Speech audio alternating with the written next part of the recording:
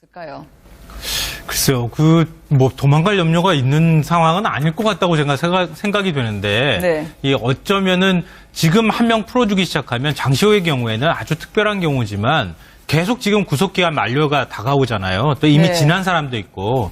근데 그런 경우마다 사실은 다 풀어주게 돼버리면은 나중에 지금 공소유지를 계속 해가는 상황에서 좀 힘들어질 수도 있을 상황이 될 수도 있거든요. 네. 그리고 또 이 박근혜 전 대통령이 증인 신청을 했을 때 증인으로 또 나가야 되는 상황이 돼버리는데 구속된 일단 풀려나고 난 다음에 입을 맞출 가능성도 사실 배제할 수는 없잖아요. 네. 그런 면에서 어떻게 해서든 이 검찰 손 안에서 이 움직일 수 있는 그런 이제 어떤 공간을 만들어 놓고 그 다음에 이제 공소유지를 계속 해나가는 방법으로 하지 않으면 안 되겠다 이렇게 보지 않을까 싶고요. 네. 그런 면에서 김종 전 차관은 사실 굉장히 검찰 조사하거나 특검 조사 받을 때 많은 얘기를 사실 했거든요. 네. 그러니까 박 전 대통령의 뭐 뇌물죄 부분과 관련해서도 그렇고 최순실 씨하고 연결될 수 있는 중간 고리 역할을 김종 전 차관이 많이 했거든요. 그러니까 그런 면에서는 김종 전 차관은 굉장히 중요한 이 피의자이고 증인이기 네. 때문에 아마 풀어주기 쉽지 않았을 거다 저는 그렇게 생각합니다. 그런 면도 있고 어쨌든 네. 김종 차관이 입장을 자주 바꾸지 않았습니까? 그쵸. 강한 쪽에 있을 때는 강한 쪽의 논리대로 가다가 그쪽이 약해지면 또 논리를 바꾸게 되고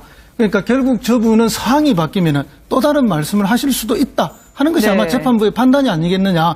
굳이 도망을 가서 도망이라기보다는 이게 우리 흔히 뭐 화장실 갈 때 마음과 올 때 마음 다르더라고. 이게 지금 가석방이 돼서 나가버리면 보석이 돼서 나가버리면은 지금까지 진술했던 거하고 정반대의 진술을 또 다시 할 수 있고 신빙성을 자꾸 떨어뜨릴 수 있는 그런 개연성이 높은 사람이라고 재판부가 오히려 보지 않았을까 그런 생각이 듭니다. 전폭적으로 도와줬던 조력자였습니다. 그렇지만 점점 시간이 흐르면서요. 잊을만 하면 하나 둘 중요한 진술을 하면서 폭로했던 사람, 묘한 피고인 중에 하나 아니겠습니까? 김종 전 차관의 그 민낯을 화면으로 한번 보시겠습니다.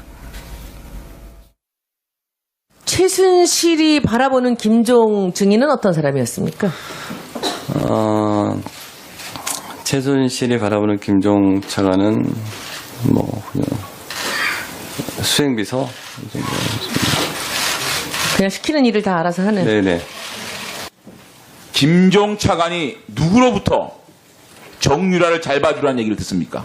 검찰 조사에서 김종 차관은 차관 취임한 직후 김 전 실장이 정유라를 돌봐주라고 했다라고 말했습니다. 맞습니까? 아닙니다. 아닙니까? 네. 아니면 왜 이렇게 정유라와 장시호를 싸고 들었습니까? 누구의 지시로? 어떤 인연으로? 왜 이렇게 싸고 들었습니까? 거기에 자세한 말씀을 못 드린 거에 좀 죄송하게 생각합니다만 아니 검찰 수사 받는다고 이 국정조사에 와서는 위증이나 진술을 하지 않을 수 없습니다. 검찰 조사와 같은 권한을 가진 국정조사의 진술과 답변입니다. 예, 잘 알고 있습니다. 누구 지시로 왜 어떤 인연으로 정유라와 장시호를 이렇게 싸고 들었습니까? 그거에 대해서 지금 제가 싸고 든 건 맞죠? 형사 재판 중이기 때문에 그거에 대해서 앞으로 재판 과정에 나올 문제이기 때문에 죄송하지만 그거는 좀 양해해 주시기 차관. 바라겠습니다. 초반에는 지켜주려고 했던 것 같아요. 그렇지만 나중에는 이용당한 거 아닌가? 알고 보면 다 청와대 지시였어요라고 전적으로 장시호 씨처럼 고백을 다 했는데 기각이 되니 이 본인은 참 속상하겠습니다. 근데 우리가 하나 분명히 알아둬야 될 게 지금 네. 김종 차관이 청문회 나와서 고개를 숙이고 굉장히 약자처럼 보이는데요. 네. 그 몇 달 전까지 한번 생각해 보시죠. 저분은 정말 스포츠계의 미세진정했죠? 황제였습니다. 네. 박태환, 김연아도 함부로 못하고 네. 자기 입으로 어쨌든 간에 뭐 박태환과의 대화 같은 것들이 공표됐지 않았습니까? 그리고 저분이 어쨌든 간에 굉장히 장관이 그때 별로 역할 안 했기 때문에 굉장히 많은 역할을 했고 승마협회에 대해서도 아마 김종 전 차관이 굉장히 많은 영향을 행사했는데 지금 이제 저렇게 되니까 고개 숙이고 하는 태도들 그리고 저분이 전한 걸 잘 들어보십시오. 저분은 굉장히 제가 볼 때는 처세에 능한 분이라고 보는 게 다른 사람의 혐의에 대해서는 굉장히 친절하게 다 보는데 네. 본인에 대해서는 말 안 합니다. 그러니까 본인은 죄가 없다는 쪽으로 가고 다른 사람 이야기는 상당히 많이 한 것 같기 때문에 우리가 저분을 너무 동정할 필요는 없다는 것이고요. 왜 이렇게 김연아 선수를 안 좋아했죠? 본인 주장인데 그거는 뭐 저 말도 제가 볼 때는요.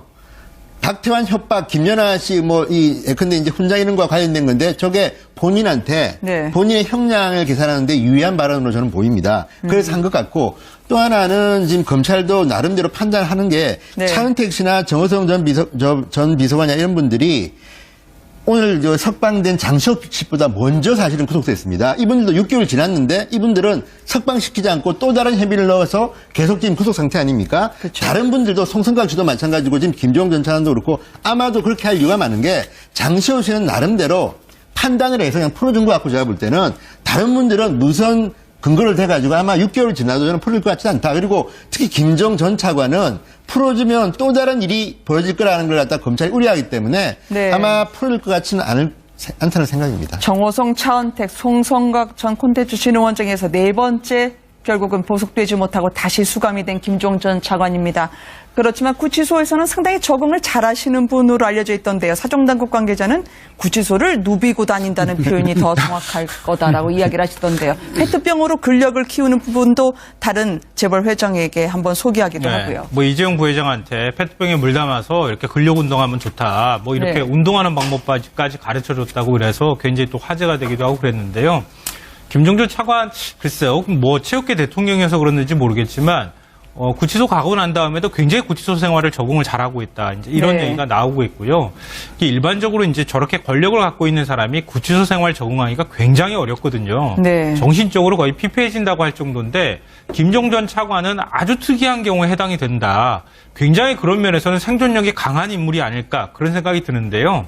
방금 전에 이제 말씀하셨지만 권력에 너무 약했던 사람이 아니었었나, 권력에도 굉장히 생존력이 강한 인물이 아니었었나 이런 생각을 다시 되돌이켜 보면 할 수밖에 없는 상황 같은데 네. 저는 김종 전 차관 이름을 오랜만에 불러봤어요. 네. 불과 몇 개월 전만 해도 거의 매일 김종 전 차관 이름을 계속 그렇게 얘기를 하다가 그 사이에 벌써 우리 기억 속에서 이렇게 점점점 잊혀져 가는 것 아닐까 이런 생각이 들어서 굉장히 좀 새롭다는 느낌까지 받게 되는데요. 네. 김종 전 차관은 방금 전에도 말씀하셨던 것처럼 이번 국정농단 사태에 있어서 굉장히 중요한 인물입니다. 네. 그러니까 최순실 씨가 하라는 대로 굉장히 충실하게 이행을 했던 인물 중에 한 명이었고요. 네. 그러면서 자신의 권력을 유지했다고 해도 과언이 아니거든요. 네. 그런 면에서는 나중에 어떤 재판 결과, 최종 선고 결과를 봐야 되겠지만 제가 볼 때는 중형이 불가피한 그런 인물 중에 한 명이 아닐까 그런 생각이 우리가 듭니다. 김종 전 차관 같은 저런 분을 두고 이제 북극에 가서도 냉장고를 팔 수 있는 사람이다 이런 이야기를 하죠. 적응력이 정말로 뛰어나고 그죠. 그리고 뭐 언제 어느 곳에서나 자기가 살아남을 길을 잘 찾아가는 그런 분이다 이렇게 네. 보는데 저런 분이 왜 그렇게 김연아를 싫어하고 박태환을 올림픽에 못 나가게 했는가? 그거는 뭐 확인된 바는 아닙니다만 그때 당시 나왔던 이야기는 사실은 2020년 도쿄 올림픽에서 정유라를 메달을 따게 해가지고 우리가 IOC 위원이라는 게 있지 않습니까? 그게 이제 선수 몫의 위원이 있거든요. 네. 그런 선수 몫의 IOC 위원까지 만들겠다는 장대한 계획을 세우고 있었다는 거 아닙니까? 거기에 미래의 경쟁자가 될 김연아 또는 박태환을 어쨌든 제거하기 위한 그런 방식으로 핍박을 했다는 게 그때 당시에 알려졌던 정설입니다. 네. 예, 저분은 이제 그러니까 지금 와서 진실을 얘기하는다 그렇게 보긴 좀 어렵고요. 본인의 이해관계에 따라서 계속 움직이는 걸로 보입니다. 처음에 네. 이제 국회 청문회 나와서는 그때만 해도 박 대통령이 건재할 때고 하니까 대충 최순실도 모른다고 했던 것이고 그 뒤에 돌아가는 걸 보니까 이거 저쪽에 해서는 안 되겠다. 그래서 나중에 하는 얘기들이 전부 이제 박근혜 대통령과 최순실 씨 쪽으로 책임을 미루는 얘기를 많이 하거든요. 예를 들어서 박 전 대통령께서 뉴스를 보고 영재센터를 지정해서 거기에 대해서 보고해라 그랬다.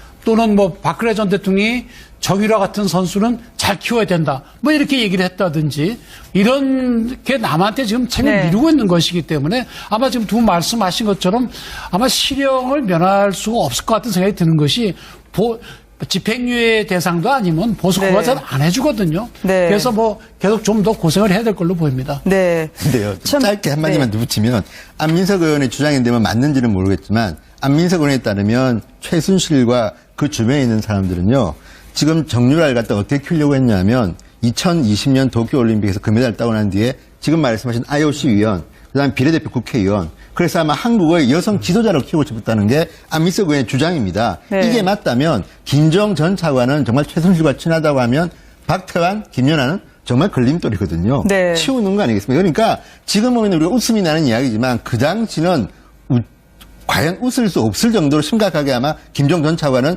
정유라를 밀었을 가능성이 높습니다. 네. 만약에 그게 사실이라 그러면요. 네. 정말 간이 부은 거죠. 아니, 그렇지 않을까요? 왜냐하면은 제가 볼 때 그런 생각을 할 수 있었던 배경에는 박근혜 전 대통령 옆에서 내가 박근혜 전 대통령을 이렇게 만들 수 있구나라는 것들을 직접 눈으로 목격을 했고, 그렇기 때문에 내 딸이라고 왜 못하겠어라고 하는 정말 허황된 생각을 한 거죠. 그게 사실이 아니었기를 전 바라고요. 만약에 사실이었다 그러면은 최순실 씨는 약간 그 과대망상증 같은 걸 갖고 있는 사람이 아니고서야 어떻게 그렇게 해서 지도자를 키울 생각을 할지 전 개인적으로 도저히 상상이 안 부모야 됩니다. 큰 꿈을 갈 수가 있겠죠. 문제는 본인이 문제죠. 정유라가 그만한 자질이 있느냐, 그게 문제겠죠. 나는 뭐 그냥 수행비서 이 정도. 그냥 시키는 일을 다 알아서 하는. 네네.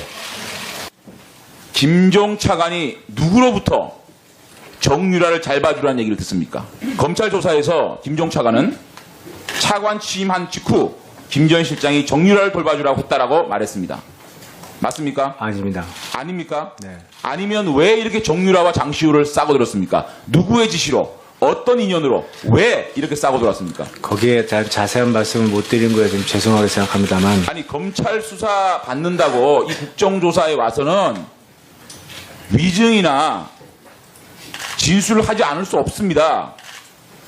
검찰 조사와 같은 권한을 가진 국정조사의 진술과 답변입니다. 예, 잘 알고 있습니다. 누구 지시로, 왜, 어떤 인연으로 정유라와 장시호를 이렇게 싸고 들었습니까?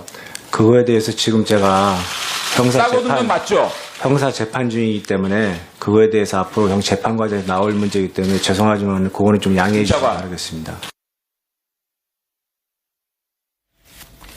초반에는 지켜주려고 했던 것 같아요. 그렇지만 나중에는 이용당한 거 아닌가? 알고 보면 다 청와대 지시였어요라고 전적으로 장시호 씨처럼 고백을 다 했는데 기각이 되니 이 본인은 참 속상하겠습니다. 근데 우리가 하나 분명히 알아둬야 될 게 지금 네. 김종 차관이 예, 우리 흔히 뭐 화장실 갈 때 마음과 올 때 마음 다르더라고. 이게 지금 가석방에 대해서 나가버리면, 보석에 대해서 나가버리면은 지금까지 진술했던 거하고 정반대의 진술을 또 다시 할 수 있고 신빙성을 자꾸 떨어뜨릴 수 있는 그런 개연성이 높은 사람이라고 재판부가 오히려 보지 않았을까 그런 생각이 듭니다. 전폭적으로 도와줬던 조력자였습니다. 그렇지만 점점 시간이 흐르면서요, 잊을만 하면 하나둘 중요한 진술을 하면서 폭로했던 사람, 묘한 피고인 중에 하나 아니겠습니까? 김종 전 차관의 그 민낯을 화면으로 한번 보시겠습니다. 최순실이 바라보는 김종 증인은 어떤 사람이었습니까? 최순실이 바라보는 김종 차관. 있을까요?